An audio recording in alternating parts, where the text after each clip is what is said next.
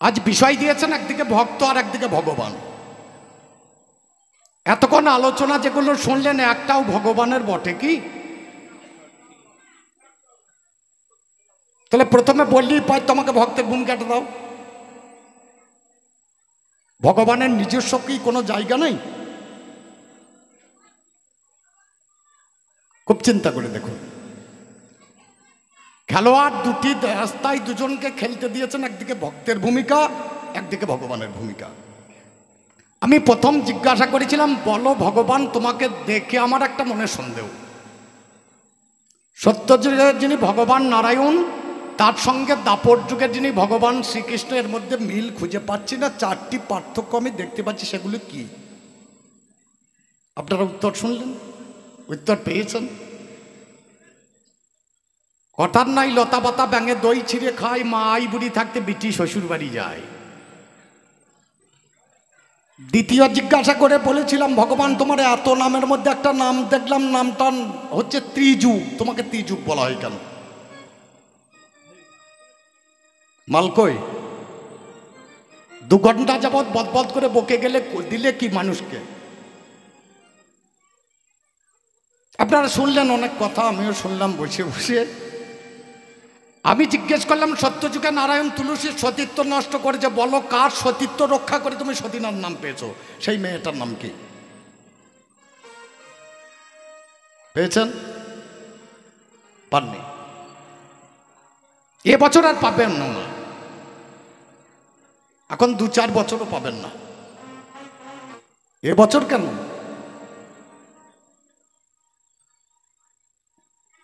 কবিগানের ধারাবাহিকতাকে লক্ষ্য করে তোমাকে গুটিকতক জিজ্ঞাসা আমি করেছিলাম। শেষ জিজ্ঞাসা করেছিলাম, বলো গৌরাঙ্গ মহাপ্রভু তোমার দলে না আমার দলে? আলোচনাটা কি হলো? আমার যে মায়েরা ভিক্ষাটা দিলেন কাকে, ভক্তকে না ভগবানকে?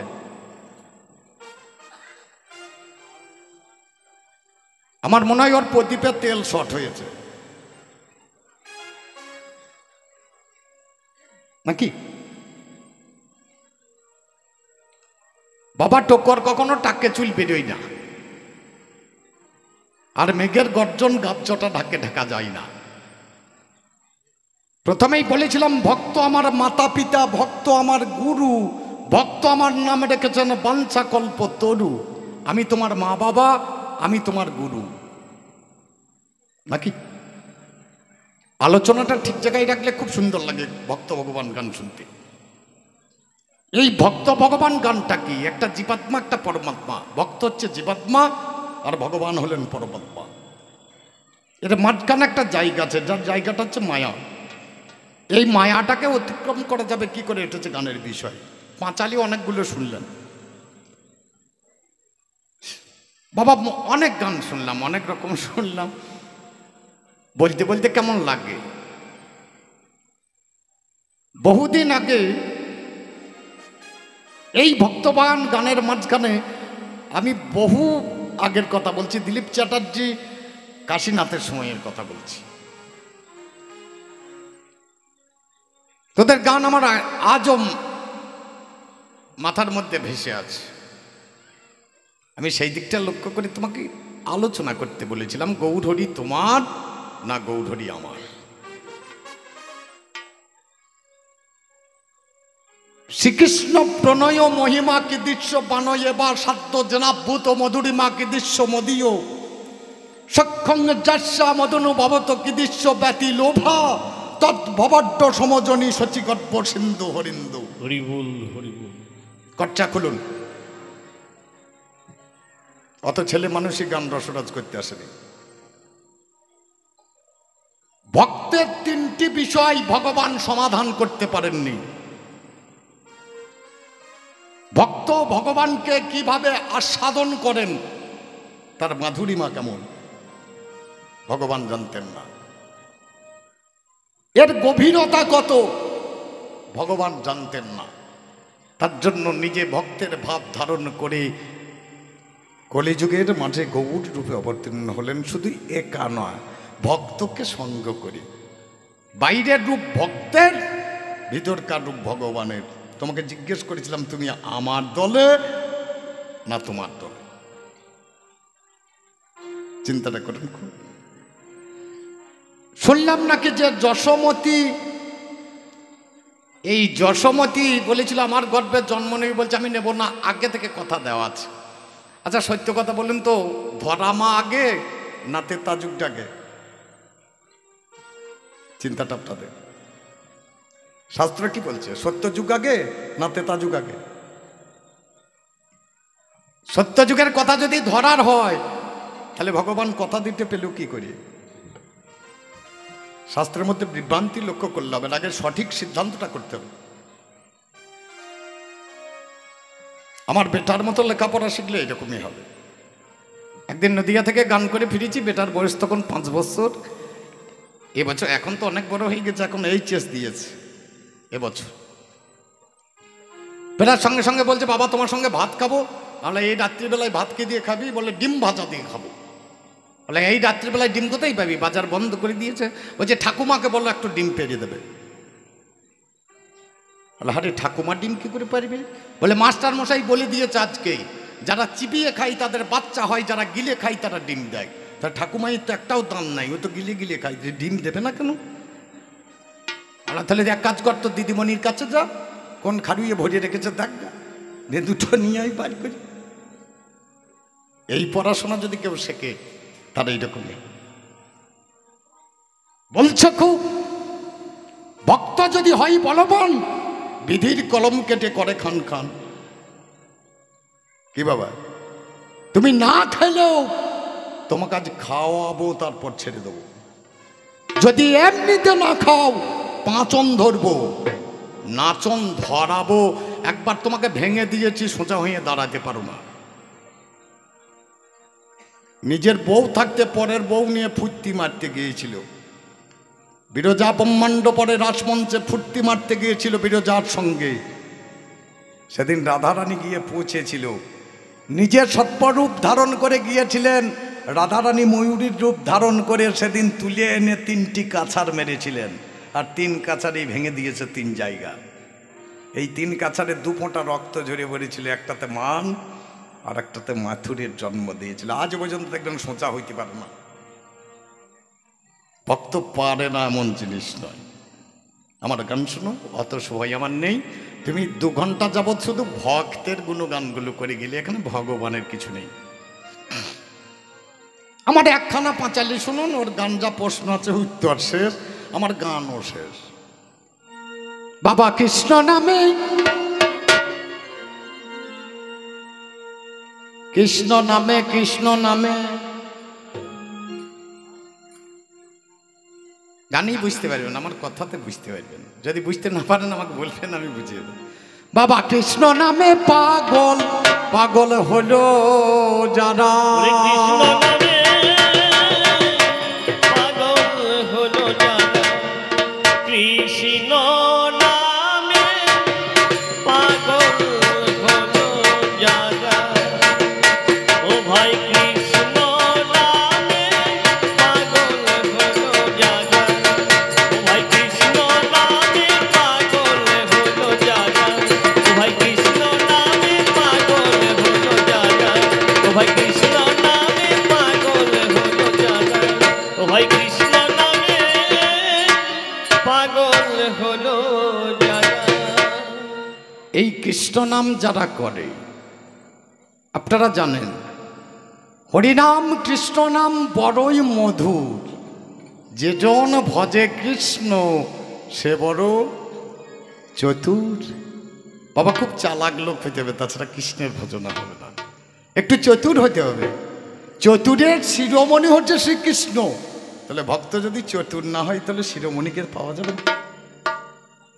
বাবা অমূল্য ধন, একে মূল্য দিয়ে পাওয়া যায় না। এই ভগবানকে জোর করে পাওয়া যায় না, একে জোর করে পেতে হয়। জোর করে নয়, ওমা জোর করে নয় গো, জোর করে পেতে। তাহলে এই অমূল্য ধনে পেতে হলে আগে হতে হয় গো সর্ব হারা। হতে হয় গো সর্বহারা,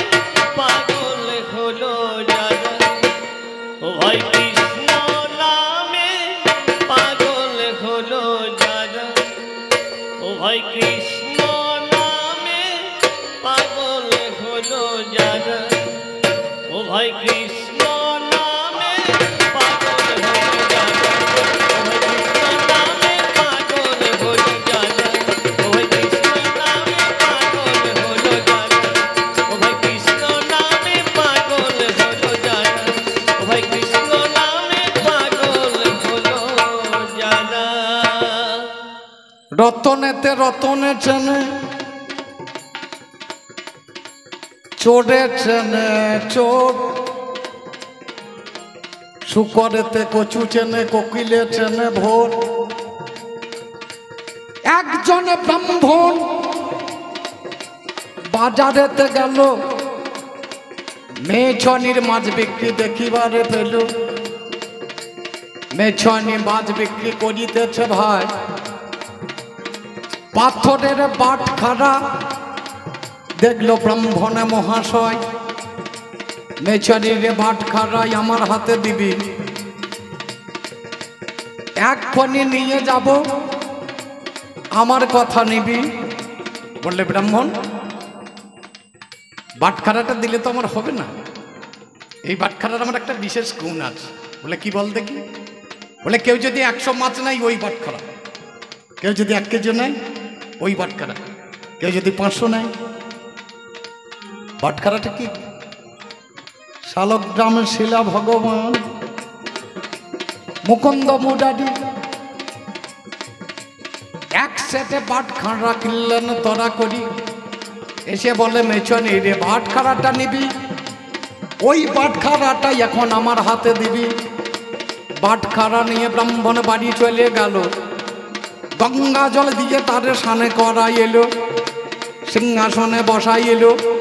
তুলসী যায় নবীন নম গোবিন্দায় নম বলিছে সদাই। 10 দিন পরেই আমার স্বপ্ন দিয়ে দিল, আমাকে দিয়ে এসব কথা শুনে চলো।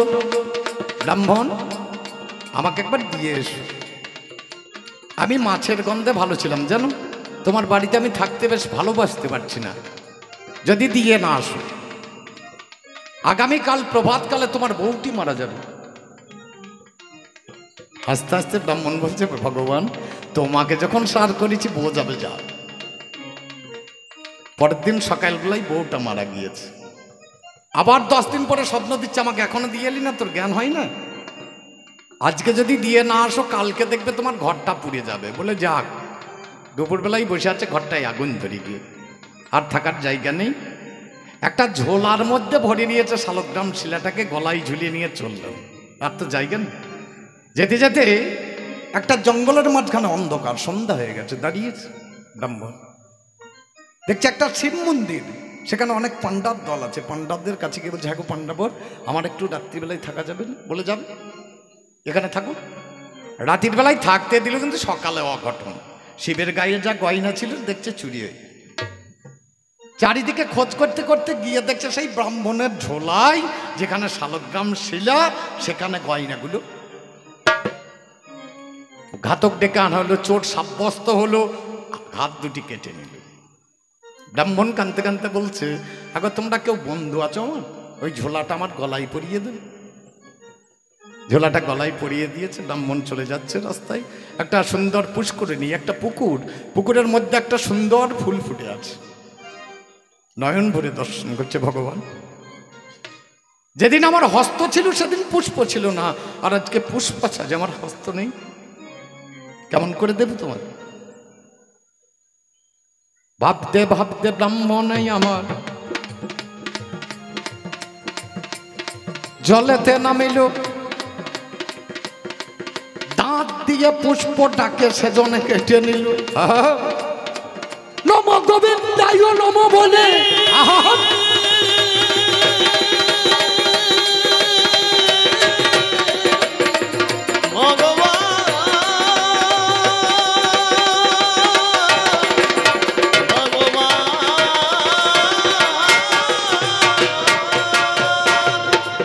গোবিন্দের মাথাতে চাপাই,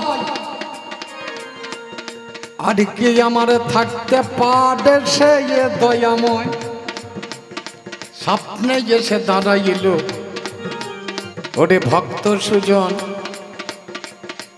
কেউ যদি করে আমার আশ, আমি করি তার সর্বনাশ।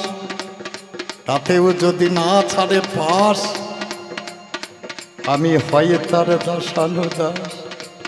ব্রাহ্মণ বলে কৃপা হলো, করজোড়ে দাঁড়ালো, সবে চলে যাওয়ার পরে তোমার কৃপা হলো। হাসতে হাসতে বলে ভগবান, ওরে ভক্ত সুজন, হাত তোর কাটা গিয়েছিল, করজোড়ে দাঁড়িয়ে আছিস ভেবে দেখ না মন, তোর হাত তো কাটা গেছে। ছোট করে, হাতটা তোর কাটা গিয়েছে, এখন জোর হাতে দাঁড়িয়েছে, হাত কোথায় পেলি? ভগবান মুকুন্দ মুরারি বলে বুঝতে পারলেন। আমার যদি কেউ আশা করে, বাবা যেজন পড়াশোনা করে তাকে পরীক্ষা দিতে হয়, যারা পড়াশোনা করে না তাদের পরীক্ষার দরকার নেই। সাধুগুরু বৈষ্ণব যারা যারা ওই লাইনে চলাফেরা করে তাদের বাবা পরীক্ষায় আছে, তাদের বাবা পরীক্ষায় আছে। আর আমার মতো যারা মূর্খ তাদের তার পরীক্ষা নাই, এরা তো লেখাপড়া জানে না। হরি বল, হরি বল। তাহলে কি বলেছিলাম? কৃষ্ণ প্রেমে পাগল হলো যারা। বাবা অমূল্য ধন পেতে হলে আগে হতে হয় গো সর্বহারা। হরে হতে হই গো সর্বহারা, হতে হই গো সর্বহারা।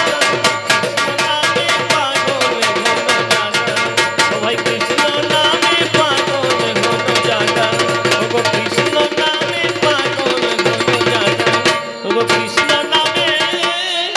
পাগল হলো যারা।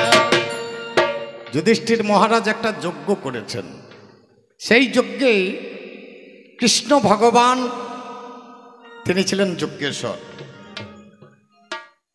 সবকিছু হয়ে গেছে, যুধিষ্ঠির রাজা বসে আছে সিংহাসনে, ইন্দ্রপ্রস্থের মাঝখানে আরেকটা বেজি সে এসে ঘোরাঘুরি করছে, উচ্ছিষ্ট পত্রের মাঝখানে এখানেই বদন দিচ্ছে, সেখানে বদন দিচ্ছে, অর্ধেকটা স্বর্ণবর্ণের আর অর্ধেকটা বেজির মতো। যুধিষ্ঠির মহারাজ গিয়ে বলছে, আপনি কোনজন? বলে, আপনি কে? বলে, আমি যুধিষ্ঠির। বলে, আমি এক রাজার যজ্ঞে গিয়েছিলাম, সেখানে বৈষ্ণবের উচ্ছিষ্ট পত্রে বদন দেওয়াতে আমার অর্ধেকটা সোনার হয়ে গেছে। আমি ভাবলাম যুধিষ্ঠির মহারাজ যজ্ঞ করেছে, নিশ্চয়ই এখানে বৈষ্ণব সেবা হবে। আবার এলাম, সব পত্রে আমি বদন দিয়েছি, কিন্তু এখনোই আমার সোনা হলো না। এখনো আমার সোনা হলো না।